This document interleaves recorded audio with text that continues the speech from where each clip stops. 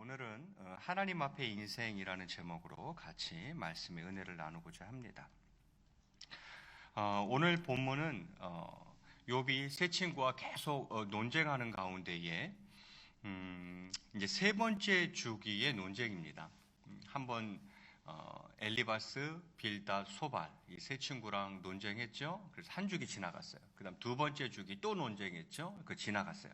이제 세 번째 또 논쟁에 들어갔는데 엘리바스 지나갔고 그다음 빌닷 차례인데 오늘 이 본문이 바로 그 세 번째 주기 빌닷의 3차 논쟁이라고 이렇게 이야기할 수 있겠죠.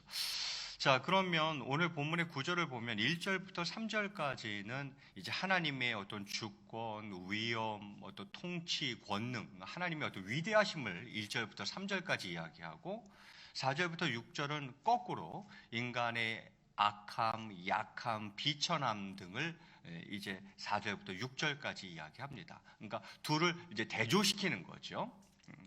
자, 그러면 1절에 이제 수아 사람 빌닷이 대답하여 이르되 이렇게 시작하고 있는데 이후의 내용에도 쭉 나오지만 여러분의 이해를 돕기 위해서 먼저 말씀을 드린다면 빌닷이 지금부터 하는 이야기는 사실 빌닷의 이 언급은 다 틀림없이 진리입니다. 정말 진리고 그러나 빌닷은 이 진리를 친구 욥에 대한 어떤 사랑과 또 그의 고통을 안타깝게 여기고 또 위로하려는 어떤 그런 자비의 마음으로 이 진리를 전하고 있는 것이 아니라 진리는 진리인데 욥을 굴복시키고 또 그를 비천한 자로 몰아서 비난하려는 목적으로 이 진리를 사용하고 있더라 하는 것입니다. 지금 빌닷이 하는 말이 진리가 아닌 건 아니에요. 그런데 그 진리를 사용하는 목적이 뭐냐 이거죠. 이 진리를 그릇된 목적으로 빌닷이 사용하고 있습니다. 위대하신 하나님의 그 위대하신 주권, 위엄, 반대로 인간의 약함과 비천함 이것을 이렇게 대비시켜서 하나님 앞에서 주장될 수 있는 의는 없고 어떻게 감히 하나님 앞에서 의를 주장할 수 있는가 이거죠. 의를 주장될 수 있는 의는 없고 하나님 앞에서는 인간의 모든 악함과 연약함이 그대로 드러날 수밖에 없음을 빌닷이 말함으로써 자신의 무죄함을 주장하는 욥의 말을 간접적으로 반발하고 있는 것입니다. 야, 하나님은 이렇게 위대하셔. 인간은 이렇게 비천하잖아. 그런데 어떻게 그런 비천한 인간이 하나님 앞에서 자기 의를 주장할 수 있어? 빌닷이 이렇게 이야기하는 거예요. 그러면서 욥이 자신의 무죄함을 계속 주장하니까 그 무죄함을 주장하는 그 욥의 말을 간접적으로 그 말에 대해서 이제 빌닷이 반발을 하는 거죠. 욥이 하나님 앞에 나아가 자신의 의로움을 판단받고자 했던 데에 대한 비난이죠. 네가 어떻게 하나님 앞에 네 의로움을 판단받고자 해? 빌닷이 이렇게 이야기하는 것이고 또 이해할 수 없는 고난에 대해 불평과 탄식을 했던 욥에 대해서 비난하고 있는 거죠. 어떻게 감히 하나님 앞에 불평을 할 수 있고 어떻게 하나님 앞에서 그렇게 탄식을 할 수 있어? 이렇게 빌닷이 이야기하는 거죠. 물론 여기서 빌닷이 언급한 하나님의 위대하심과 또 인간의 비천함에 대한 언급은 그 자체만으로는 아무 문제가 없는 옳은 주장입니다. 그러나 그 주장 이면에는 욥을 정죄하고 비난하려는 의도가 있었다는 점에서 바람직하지 못하다라고 말씀을 드릴 수가 있겠습니다. 자, 그러면 빌닷이 무엇이라고 이야기를 시작합니까? 2절에 이렇게 이야기합니다. 하나님은 주권과 위엄을 가지셨고 높은 곳에서 화평을 베푸시느니라 이렇게 이야기를 합니다. 그러면서 천상의 존재들마저 하나님의 그 절대적인 주권과 통치에 굴복할 수밖에 없음을 밝히고 있는 거죠. 야, 천상의 존재들도 하나님의 주권, 그 절대적인 주권, 그 통치에 굴복할 수밖에 없어. 그런 하나님이셔 라고 이야기하면서 그러면 하물며 인간은 감히 만물의 주권자 되시는 하나님 앞에서 자신의 권리를 주장할 수 있겠느냐? 이렇게 빌닷이 이야기하는 거죠. 자신의 권리를 주장할 수 없음을 말하고 있는 것입니다. 천상의 존재들도 그러할진데 하물며 감히 어찌 인간이 하나님 앞에서 자신의 권리를 주장할 수 있느냐, 이제 빌닷이 이렇게 이야기하는 거예요. 하나님께서 공의를 속히 실행하지 않는다고 불평하는 욥을 하나님의 그러한 주권에 도전하는 불의한 자로 지금 비난을 하고 있는 것이죠. 그러면서 3절에도 이어서 이야기를 합니다. 그의 군대를 어찌 계수할 수 있으랴? 그가 비추는 광명을 받지 않은 자가 누구냐? 이렇게 빌닷이 이야기해요. 그의 군대, 여기서 군대는 천사들을 말하는 거예요. 자, 그러면 인간의 짧은 지식과 지혜로는 하나님의 피조물인 천사들도 계수할 수 없는데, 계수하기 힘든데, 하물며 전능하신 하나님의 뜻을 안다는 것은 불가능하다는 것이죠. 야, 인간의 그 짧은 지식, 그 짧은 지혜로 천사의 수를 셀 수나 있겠냐? 하나님의 피조물인 그 천사들의 수를 셀 수도 없을진데 하물며 어떻게 인간이 전능하신 하나님의 뜻을 안다고 이야기할 수 있겠는가? 그건 불가능하다. 빌닷이 이제 그런 식으로 이야기하는 것이죠. 하나님의 섭리에 대한 순종만이 필요할 뿐 하나님을 향한 탄식, 하나님을 향한 질문 필요 없다는 식이죠. 그런 것들은 다 필요 없어. 욥아, 그런 건 다 필요 없어. 하나님의 섭리에 대해서 그냥 순종하면 되는 거지. 뭘 하나님에 대해서 자꾸 질문을 던지고 그렇게 하나님을 향해서 탄식해. 너 천사의 수나 제대로 셀 수 있겠어? 그런 네가 어떻게 전능하신 하나님의 뜻을 다 안다고 그렇게 하나님 앞에 질문을 해대냐? 이렇게 빌닷이 이야기하고 있는 거예요. 1절부터 3절까지 하나님의 위대하심을 이야기했던 빌닷은 이제 4절부터 6절까지에서는 반대로 인간이 하나님의 위대하심에 비해 인간이 얼마나 연약한 존재고 비천한 존재인가를 이제 대비적으로 이야기를 합니다. 4절에 이렇게 이야기를 합니다. 그런즉 하나님 앞에서 사람이 어찌 의롭다 하며 여자에게서 난 자가 어찌 깨끗하다 하랴 이야기합니다. 무슨 말입니까? 하나님 앞에서 의롭다고 이야기할 수 있는 사람은 없다는 거죠. 하나님 앞에서 부정하지 않다라고 이야기할 수 있는 사람은 아무도 없다는 거죠. 이게 인간이라는 거예요.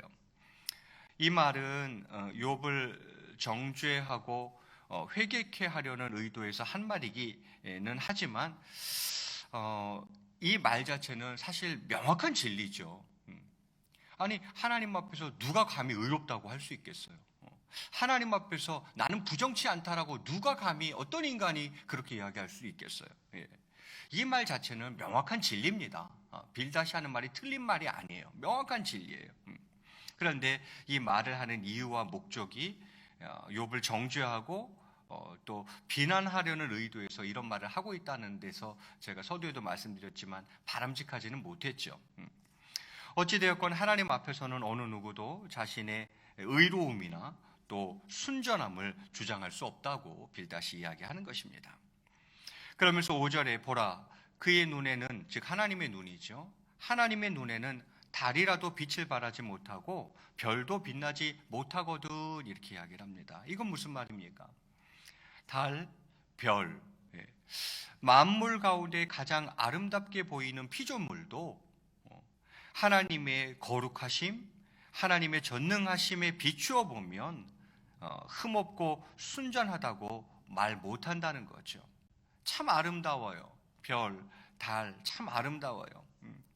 그것만큼은 흠이 없고 순전해 보여요. 그러나 하나님의 그 거룩하심에 갖다 댄다면, 거기에 비추어 본다면 그것들조차도 사실은 흠없다, 순전하다 못한다는 거죠. 그럴진데 하물며 죄악된 인간이야 말할 것도 없지 않겠느냐, 이렇게 빌닷이 이야기하는 거죠. 자꾸 욥이 나는 무죄해, 나는 정말 의로워, 하나님이 좀 판단해 줬으면 좋겠어, 하나님이 왜 그러신지 모르겠어 하면서 그렇게 탄식하고 있는 욥을 보면서 빌닷이 네가 진짜 하나님 앞에 그런 식으로 얘기할 수 있는 거야? 이렇게 빌닷이 이야기하고 있는 거죠. 그러면서 6절에 이렇게 마무리합니다. 우리 마지막 구절인데 한번 같이 읽겠습니다. 시작. 하물며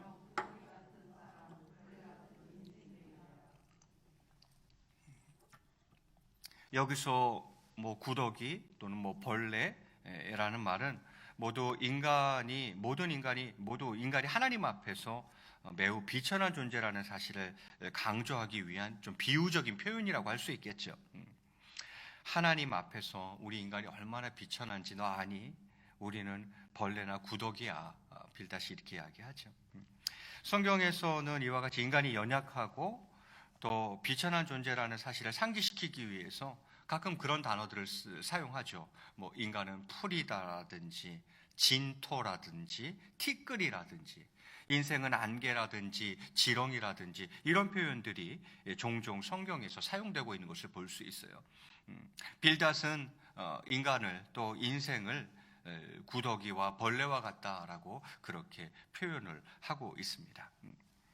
자, 여기까지가 오늘 빌닷이 하는 이야기들인데요.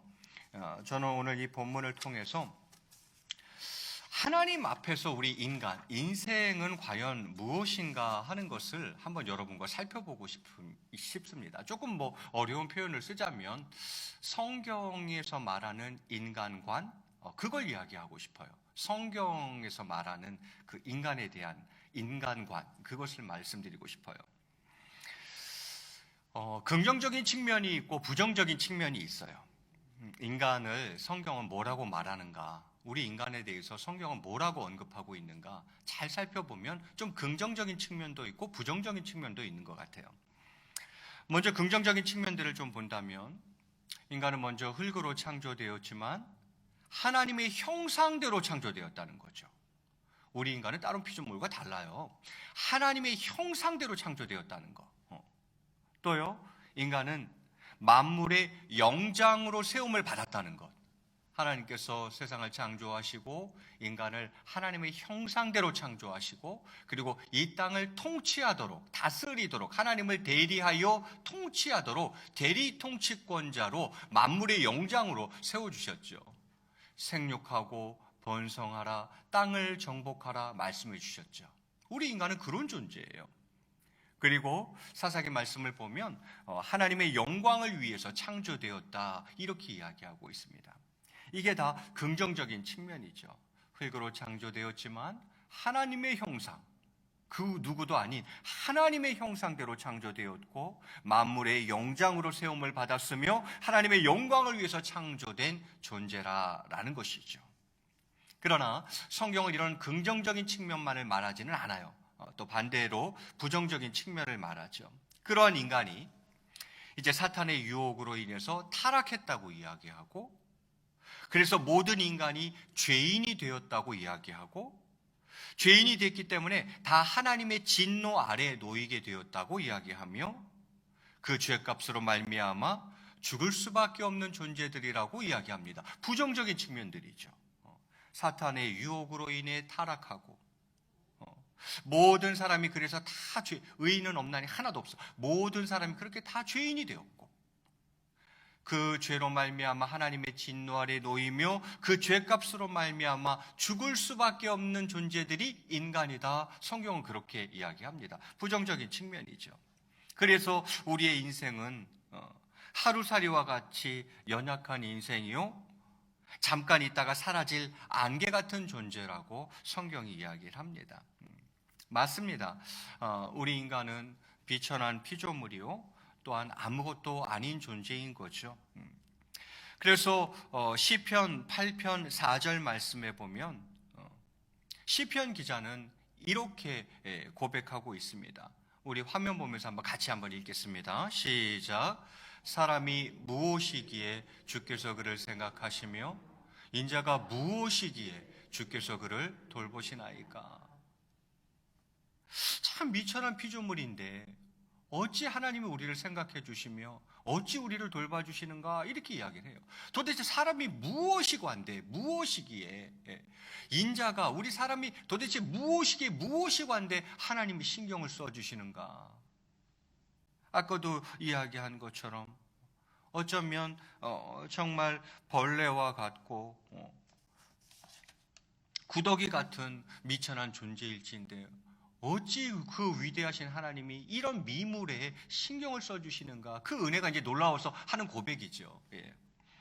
미천한 피조물이라는 거예요. 또한 아무것도 아닌 존재죠. 시편 144편 4절 말씀에 보면 또 이렇게 언급하고 있습니다. 이것도 마저 읽겠습니다. 시작.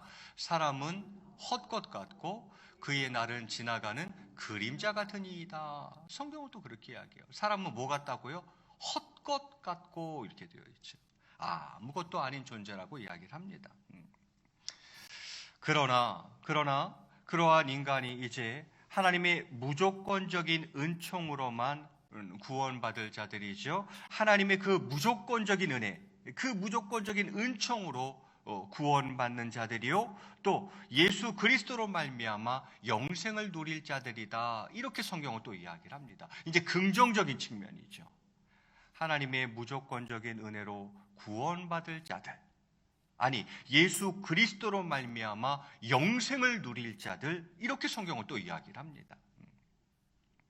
여러분, 성경은 인간을 향해서 어떤 한 측면만 이야기하지 않고 부정적인 측면, 긍정적인 측면 두 가지를 다 이야기하고 있다는 것을 우리가 알 수 있어요. 그래서 저는 우리 인간 또는 나 자신에 대한 이해에 있어서 균형이 굉장히 중요하다. 저는 오늘 그 말씀을 드리고 싶은 거예요. 균형이 굉장히 중요하다. 예를 들면 인간의 어떤 인간관에 있어서 이제 긍정적인 측면만을 강조하다 보면 어떤 일들이 생기겠어요? 좋게 이야기하면 인간에 대해서 성경이 긍정적으로 이야기하는 측면들이 있단 말이죠. 그 측면들을 생각하면 참 나는 보배롭고 존귀한 존재구나.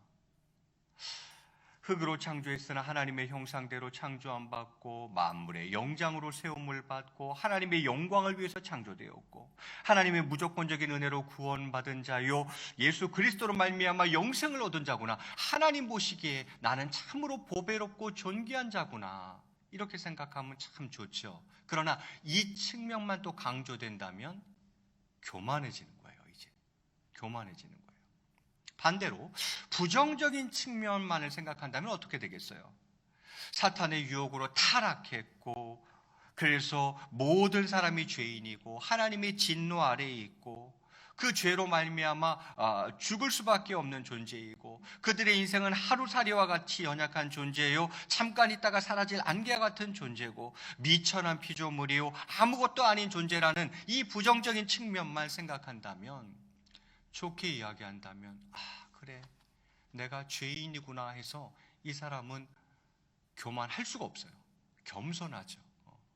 그래 내가 죄인이지. 내가 뭐 잘났다고 내가 죄인이지. 그래서 긍정적인 시각으로 보면 이런 사람들은 겸손할 수 있겠지만 이게 이제 지나치면, 이 부정적인 측면이 너무 지나치면 어떻게 되겠어요? 자학하더라는 거죠. 자기를 학대하는 성향들이 있다는 거죠. 여러분은 어떠십니까? 이 두 가지가 균형을 잘 이루고 있습니까? 자신을 너무 대단한 사람인 양 착각하고 있지는 않으신지, 그래서 하나님 앞에서 더 부서지고 낮아져야 할 나의 모습은 무엇인지, 나를 대단한 사람, 대단한 사람으로 착각하고 있는 거죠. 이 사람은 인간관에 있어서 긍정적인 측면만을 너무 생각하는 거죠. 자신이 죄인이라는 것을, 내 인생이 정말 보잘것없는 인생이라는 것은 간과하고 긍정적인 측면만을 지나치게 생각해서 교만해진 케이스라고 할 수 있겠죠. 자신을 너무 대단한 사람인 양 착각하는 것입니다. 그래서 하나님 앞에서 더 부서져야 하고 더 낮아져야 하는 부분들이 있을 수 있다는 거죠. 또 반대로 부정적인 측면만을 너무 생각해서 자존감이 너무 낮은 건 아닙니까? 자신을 너무 낮게 생각하는 거죠. 지나치게 너무 낮게 생각하는 것입니다. 그래서 자존감이 너무 낮아서 그래서 자기 파괴적인 선택이나 행동을 하고 있지는 않은지, 어느 한쪽으로 치우치면 이런 경향이 나타날 수 있어요. 긍정적인 측면만을 생각해서 나는 보배롭고 존귀한 자야, 이것만 생각하는 거죠. 내가 근본이 죄인이라는 거 다 잊어버리고. 그러니까 이런 사람들은 교만해질 수 있다는 거죠. 더 깨어지고 낮아지고 부서져야 될 필요가 있는 것이고, 반대로 자신을 또 너무 낮게 생각해 부정적인 측면만을, 인간의 어떤 부정적인 측면만을 너무 생각하다 보니까 자신을 너무 자존감이 낮아지고 낮게 생각해서 자기를 학대하기도 하고, 너무 자기 파괴적인 어떤 사고와 생각, 그런 선택을 하는 사람들도 신앙인들 가운데 있더라는 거죠. 그래서 다시 말씀드리지만, 그래서 균형이 중요하다는 거예요. 균형이. 여러분, 자전거를 탈 때 균형을 잡지 못하면 자전거는 앞으로 나아가지 못합니다. 넘어져요. 균형을 못 잡으면. 마찬가지로 자아나 자아 정체성, 자신에 대해서 균형을 잡지 못하면 마찬가지로 앞으로 나아가지 못합니다. 자전거가 앞으로 나아가지 못하고 균형을 못 잡으면 나아가지 못하고 쓰러지듯이, 자신에 대해서도 이 균형을 잡지 못하면 앞으로 나아가지 못합니다. 성장하지 못한다라는 거예요. 여러분, 내가 어느 순간 앞으로 나아가지 못하고 있다면 계속적으로 성장해야 하고, 계속적으로 성화, 거룩해져 가야 하고, 주님 닮아가야 하고, 우리의 목표, 표대는 주님인데, 내가 어느 순간 성장하지 못하고, 성숙되지 못하고, 성화되지 못하고, 무엇인가 신앙이 멈춰 있다면, 멈춰 있는 것 같다면 이유가 무엇이겠습니까? 그 이유 중에 하나는, 그것은 균형을 잃었기 때문입니다. 자전거가 균형을 잃으면 앞으로 못 나가요. 넘어지지. 우리 신앙도 마찬가지예요. 균형을 못 잡으면 넘어져요. 앞으로 못 나가요. 성장이 안 돼요. 성숙이 안 돼요. 성화가 계속돼야 되는데, 죽는 날까지 성화되어져 가야 되는데 어느 순간 그게 멈춰버리는 거죠. 이유는 균형을 잃었기 때문입니다. 인간의 부정적인 측면을 잊고 교만해진 거죠. 그래, 내가 그래 기껏해야 흙으로 창조된 존재잖아. 내가 사탄의 유혹으로 타락한 자요, 내가 죄인이요, 내가 하나님의 진노 아래 있었던 자요, 죄값으로 죽을 수밖에 없는 존재잖아. 그래, 인생 뭐 있어? 우리 인생 결국 하루살이 인생이요, 잠깐 있다가 사라질 안개일 뿐인데, 하나님의 그 위대하심, 창조주 하나님에 비하면 나라는 건 뭐 바닷가에 모래알 하나과 같은 존재일 텐데, 영원이란 시간 속에서 내 인생 점으로나 찍힐까? 참 미천한 피조물이요, 사실은 어떻게 보면 아무것도 아닌 존재인데, 이걸 잊는 거죠. 이걸 잊어버리고 교만해진 겁니다. 자신을 대단한 사람인 양 착각하고 있는 거죠. 균형을 잃은 거예요.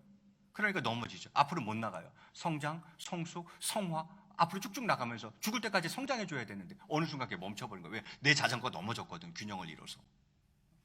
반대로 인간의 긍정적인 측면, 그래, 나는 다른 게 아니야, 하나님의 형상으로 창조함 받았지. 하나님이 이 만물을 잘 다스리라고 세움받은 대리통치자, 만물의 용장이지. 그래, 하나님 나 심심해서 창조한 거 아니야. 하나님의 영광을 위해서 난 창조된 존재야.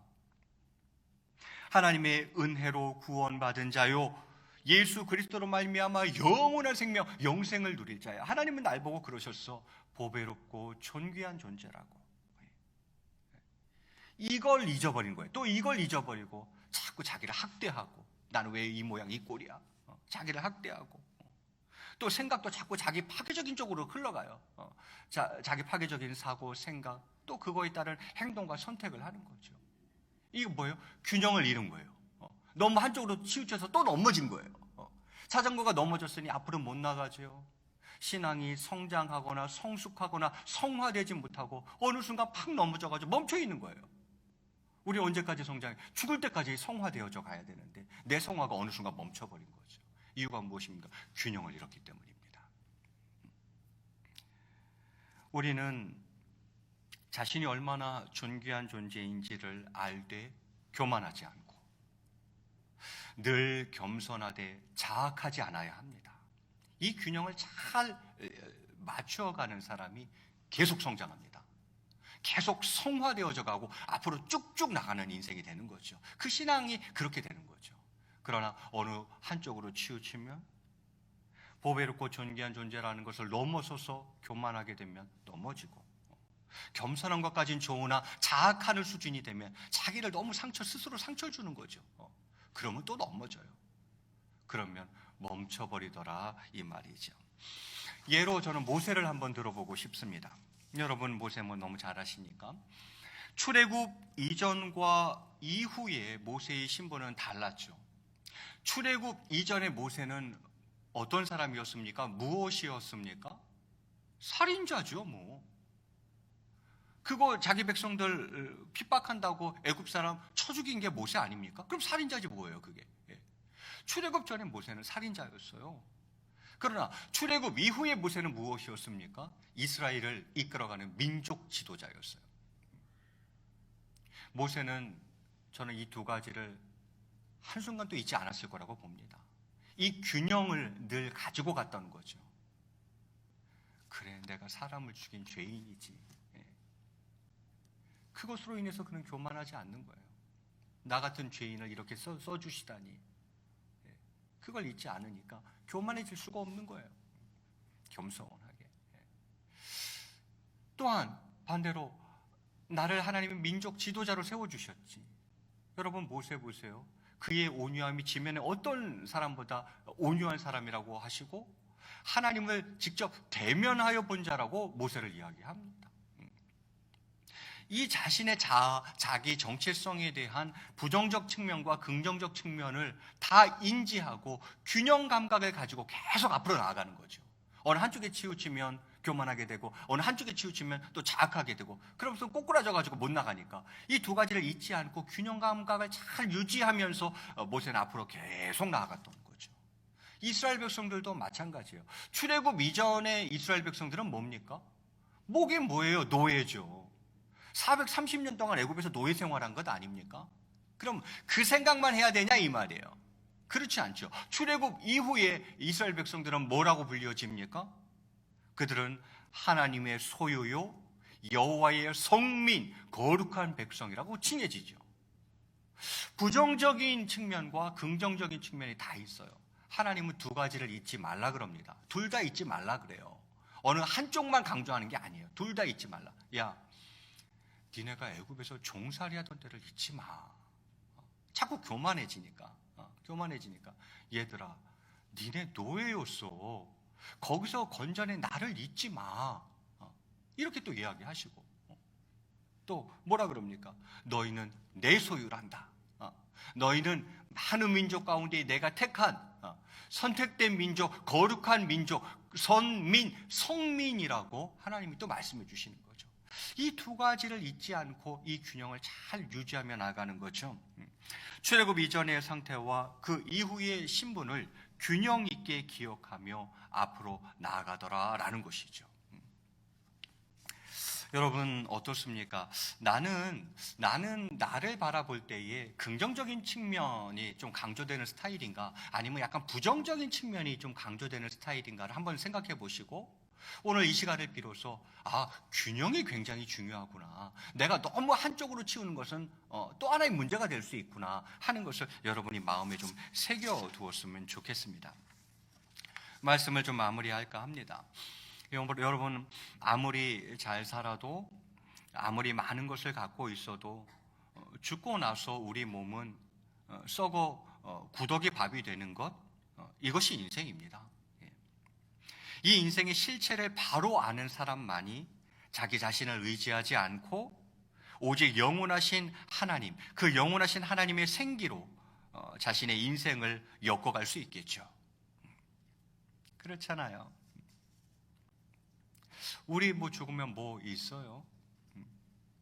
이걸 정말 이 인생의 실체를 아는 사람들은 자기를 의지하지 않죠. 자기 자신을 의지하지 않고 오직 영원하신 하나님을 의지하죠. 하나님이 부으시는 그 생기로 자신의 인생 이야기를 엮어가는 사람들이죠. 오늘에 집착하는 것이 아니라 영원을 향해 세상의 직책이나 소유의 많고 적음과 상관없이 오직 믿음으로 광야 같은 세상에서 안개와 연기처럼 사라질 수밖에 없는 인생인 우리가 천지를 창조하신 하나님만 의지하면서 그분을 길잡이 삼아 한 걸음 한 걸음 걸어갈 때에 완전하신 주님이 우리의 인생을 도우시고 이끄시며 더 나아가서 누군가에게 이정표가 될 인생으로, 모델이 될 인생으로 사용해 주실 것입니다. 여러분, 농촌에서 사신 분들은 아시잖아요. 산에 안개가 끼면 그게 계속 있던가요? 햇볕 들면 안개가 싹 사라지죠. 저녁에 아궁이에 불 때면 그 아궁이에 불이 계속 연기가 계속 있던가요? 그것도 시간이 지나면 또 사라지고. 이 광야 같은 세상에서 안개와 연기처럼 사라질 수밖에 없는 인생인 우리가 어찌해야 되냐 이 말이죠. 그것은 위대하신 하나님, 천지를 창조하신 영원하신 하나님, 그 하나님을 의지하면서 그분을 길잡이 삼아 한 걸음 한 걸음 걸어간다면, 우리의 인생은 헛된 인생일지 모르겠지만 그 완전하신 하나님이 우리의 인생을 도우시고 이끌어 주시고, 더 나아가서는 우리의 인생을 다른 누군가에게 좀 이정표가 될 수 있는 인생으로, 누군가에게 이렇게 인생을 살아야 하는구나 하는 모델이 될 인생으로, 그렇게 하나님은 우리 인생을 사용해 주신다는 거죠. 말씀을 맺겠습니다. 오늘 드린 말씀을 딱 한마디로 요약하면 균형입니다. 성경의 인간 간의 그 긍정적 측면과 부정적인 측면을 잘 이해하고 균형 있는 사고, 그리고 균형 있는 삶을 살아나가는 저와 여러분이 다 되실 수 있기를 주의 이름으로 간절히 축원드리겠습니다. 기도하시겠습니다.